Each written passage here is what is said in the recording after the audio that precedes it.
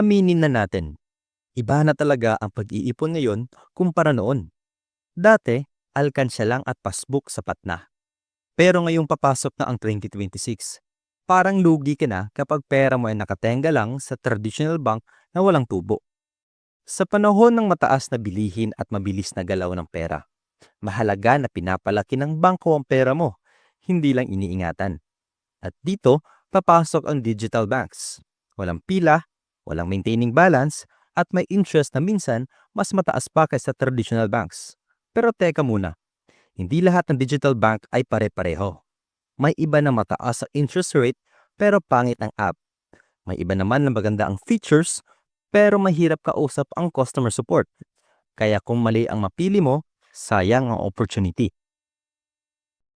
Kaya sa video na ito, tutulungan kitang pumili sa mas practical at maraming perks na digital banks. Hindi hype, hindi sponsor, real talk lang.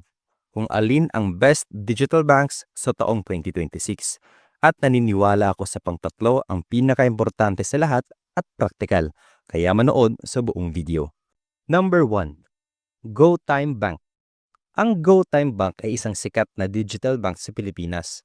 Resulta ng partnership ng local GoCongoy Group at ng Time Group mula Singapore na pinangungunahan ni Nate Clark, President at CEO, GoTime Bank and co-founder of Time Group, na nag-aalok ng accessible at madaling banking experience gamit ang high-tech na mobile app at high-touch na kiosk. Anong meron sa GoTime Bank? Number 1. Mataas na interest rates. Mas malaki ang kita ng ipon mo dito. Sa GoTime Bank, nagbibigay ng interest sa GoSave accounts. Average na nasa 3.5 to 4% per annum, na mas mataas kaysa traditional bank na mas mababa lang ng 1%. Halimbawa, kung nag-save ka ng 10,000 pesos at kumita ng 3.5% sa isang taon, may dagdag kang halos 350 pesos. Kung saan sa ibang bangko, baka 50 pesos lang yun. Bago tayo magpatuloy, ini-invite ko kayong i-like at i-follow ang ating channel para sa updated at karagdagang kaalaman sa usapang pinansyal. Maraming salamat. Number 2. Maya Bank. Ang Maya Bank ay isang digital bank sa Pilipinas na nagbibigay daan sa iyo na gawin ang lahat ng iyong banking transactions gamit lang ang iyong cellphone. Hindi na kailangan ng physical branches. Bahagi ito ng Maya All-in-One Money App, dating PayMaya, at regulado ng Bangko Sentral ng Pilipinas o BSP. At ang mga deposito ay insured ng Philippine Deposit Insurance Corporation, PDIC, hanggang 500,000 pesos bawat depositor. Advantages ng Maya Bank. Number 1. Mataas at dynamic na interest. Sa Maya Savings Account, may based interest na 3.5% per annum at pwede mo itong i-boost hanggang 15% per annum kung gagamitin mo ang app para magbayad ng bills, bumili ng load, or gumamit ng Maya Card at QR payments.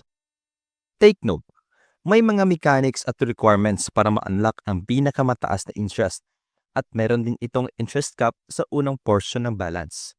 Number 2. Walang minimum balance at madaling simulan. Maaari kang mag-open ng account at magsimulang mag-save gamit ang isang valid ID lang. At wala kang minimum maintaining balance na poproblemahin. Swak ito kung baguhan ka pa lang sa banking or estudyante na may maliit na budget. Number 3. All-in-one app para sa spending at savings. Actually, hindi lang savings.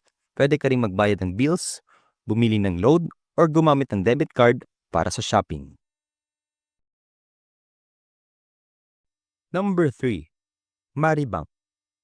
Ang Maribank Philippines ay isang digital bank na fully mobile-based na nagbibigay ng dagdag kita sa savings mo at modernong paraan ng pag-manage ng pera sa phone lang.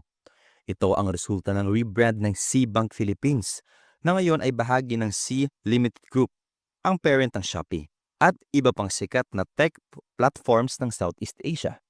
Sa madaling sabi, parang digital bank ito na swak sa panahon ng 2025 to 2026. Kung gusto mong smart at mas efficient na paraan para mag-ipon, magbayad at mag-transact araw-araw. Advantages ng Maribank. Mataas na interest at credited daily. Ang Maribank Savings Account ay nagbibigay ng up to 3.5% per annum interest sa balances hanggang 1 million pesos at 4% per annum sa excess ay itataas nito. Ang interest ay kredited araw-araw. Kaya literal mong makikita kung paano lumalaki ang ipon mo. Number 2, madaling mag-open ng account. Pwede kang mag-open ng Maribank in just 5 minutes gamit ang one valid government ID.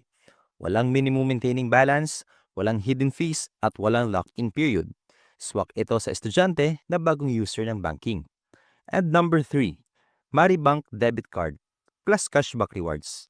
May Maribank Debit Card kung saan pwede kang kumita ng cashback sa shopping at bills payments, mag-withdraw sa ATM sa Pinas at abroad, mga discount sa prepaid load at telco promos sa loob ng app. And number 4, secure at PDIC insured. Ang deposits mo sa Maribank ay insured ng PDIC hanggang 1 million pesos per depositor at ang app ay may strong encryption at two-factor authentication para seguridad ng pera mo. For recap, ito yung kagandahan ng Maribank. Competitive savings, interest, zero maintaining balance at madaling account opening, cashback at rewards sa debit card transactions, free transfers at easy transfers to other banks, and PDIC insurance at secure banking features.